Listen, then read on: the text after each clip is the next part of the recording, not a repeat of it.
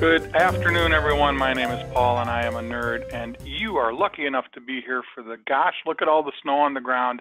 It's January 2019 Worldox Virtual User Group meeting from Attorney Computer Systems, where today we are talking about help, how to best utilize help, how to find the answers that you're looking for if they're in there. That's going to be Mary Jo's topic, and I'm going to take the topic of the passwords that can be set firm-wide to keep people from doing certain things that maybe they shouldn't be doing. Without any further ado, I'm going to press all the right buttons that will get us out of here, and I'm going to go into Worldox for Mary Jo, who will talk to us about what your options are for help. Okay, so on my screen up at the top here, there is not an icon for help, and I'll show you how to put one on there.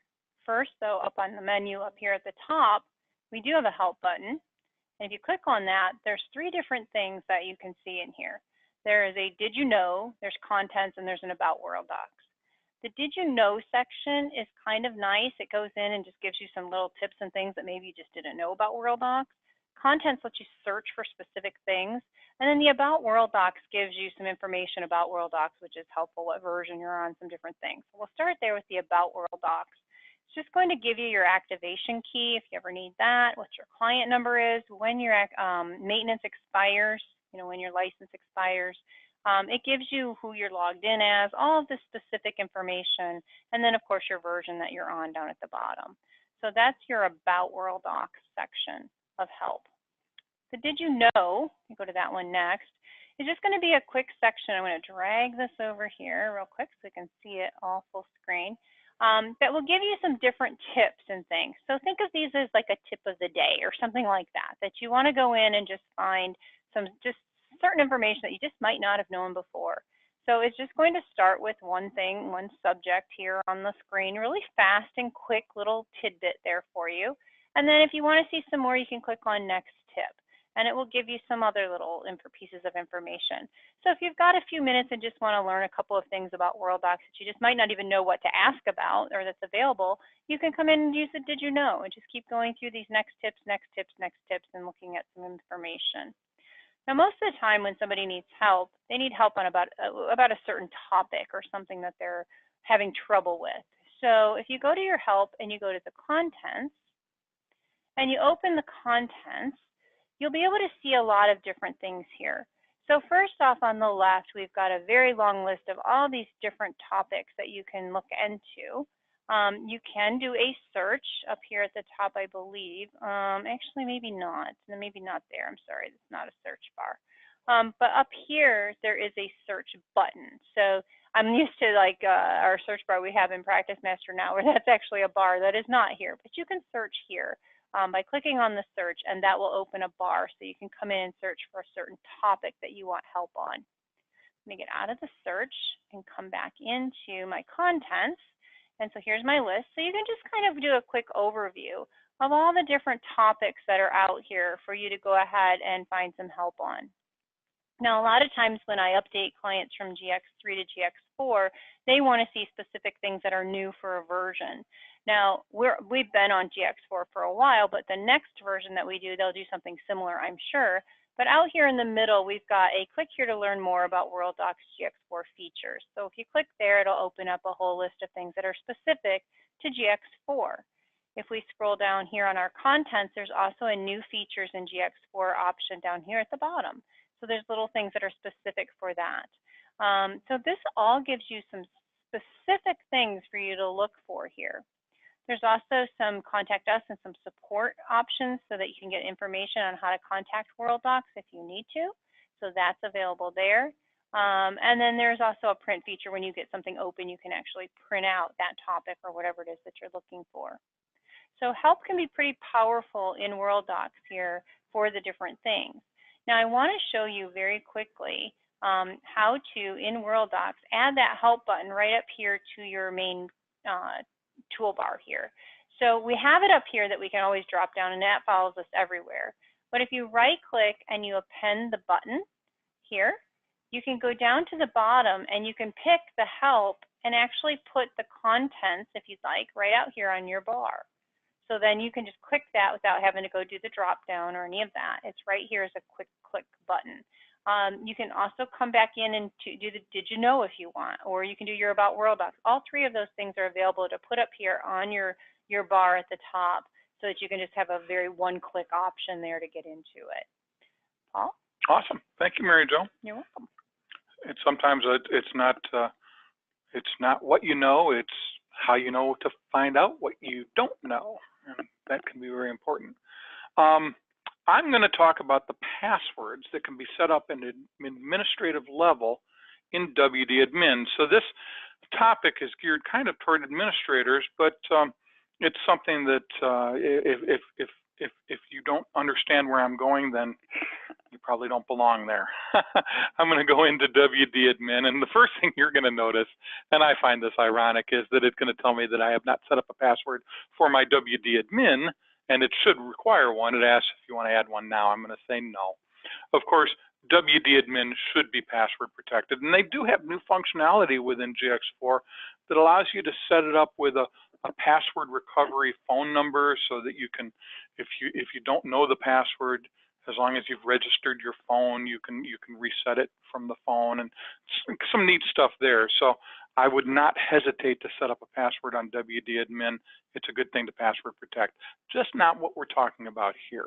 I'm going to go into Edit and Passwords, and you will find that I can set the WD Admin password in here, and we can also set a password to run WD Index. Those are not what I'm talking about. It's these bottom ones that I'm going to talk about that control the access to certain functionality that makes Worldox operate in a way that may not be the way that the firm intends it to be operated. For instance, we can close Worldox. Right here, if I right-click on this Worldox icon, one of my options is Close Worldox.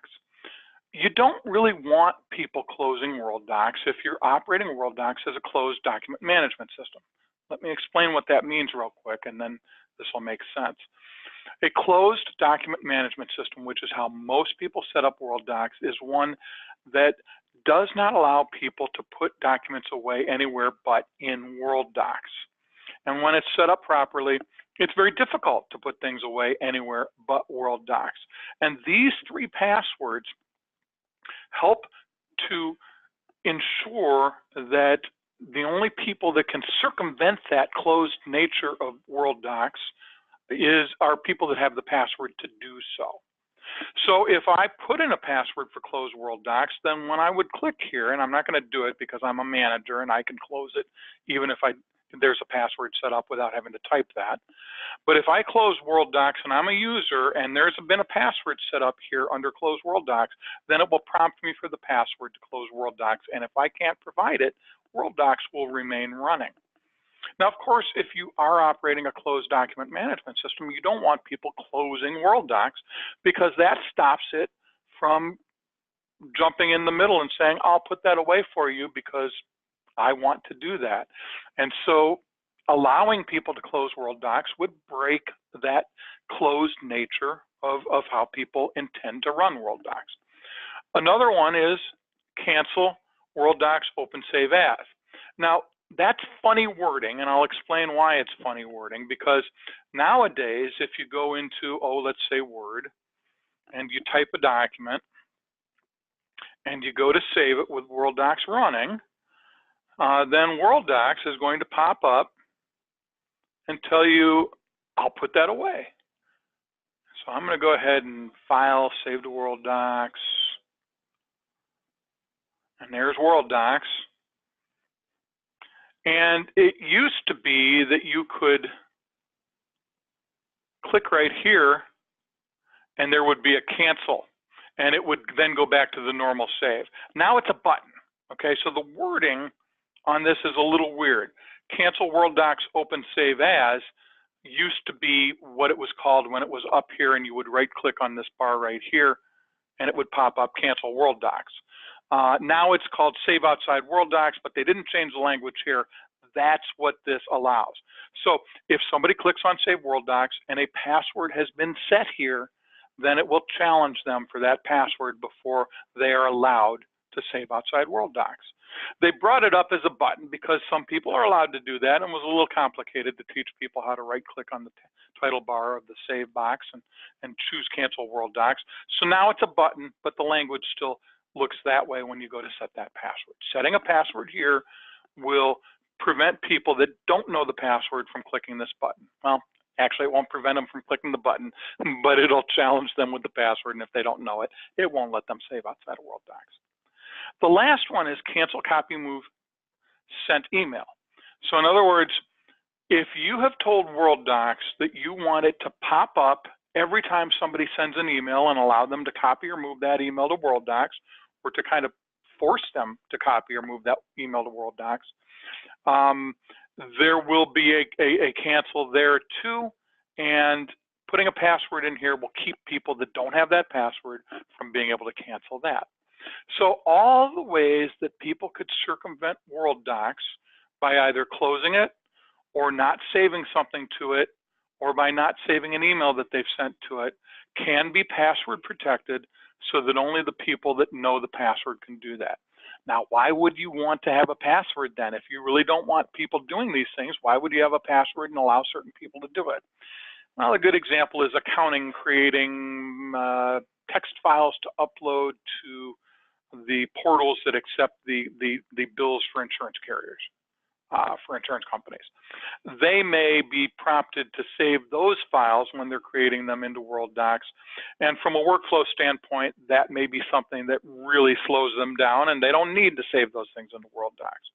So there are certain instances where certain people have a part of their job that forces them to save a document or save something outside of Worldox, and having that password and allowing that password protected access to that functionality will make those people's jobs a little easier.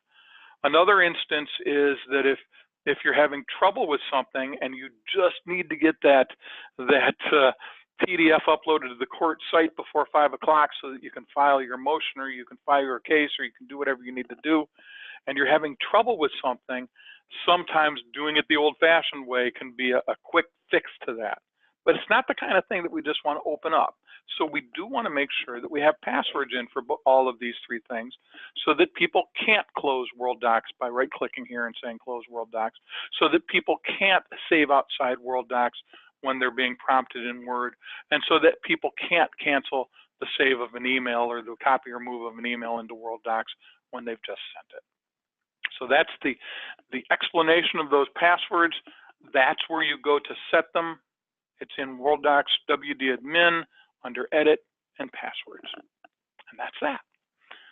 Next month, we're going to talk about excluding emails from lists. Mary Jo's going to show you a simple trick that can make a list that might, for a certain matter that might be 99% emails, show everything but emails. And I am going to show you another trick, and this trick will allow you to count all the documents that have a doc type and tell you for each doc type how many documents are using that doc type. Great for cleaning up your doc types. If you've set up a lot of doc types and you need to, what are you doing to my screen, Mary Jo? So if you've set up a bunch of doc types and now you're trying to clean them up and you want to know which ones are being used and which ones aren't, I'm going to show you a trick to make that happen. And of course, it wouldn't be a virtual user group meeting if I didn't take you in here and show you how to get to all the exciting recorded content that we have on our website. If you go to attorneycomputersystems.com, notice, of course, the emphasis on the last S in the word systems because without it, you won't get to the right place, attorneycomputersystems.com, and click on videos. You can also hover, but if you click, instead of popping up a quick list, it's going to take you to a more detailed list. These are our 6 video titles. 4 of them are live events.